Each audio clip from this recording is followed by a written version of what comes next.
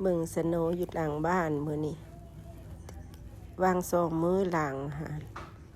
เปื่อยไปเบิดเห็นขี้ดินและเห็นหญ้าละมาตกมือบ้านนี้มือเดียวเนาะเต็มเกินคือเก่าละดิสโนว์อันนี้เจ้าของก็แห้งไข่เนาะไข่มา2 ทิศแล้วบ่ได้เข้ามาในเพจบ่ได้เฮ็ดคลิปบ่ได้อีสังมืดไอได้ไอว่า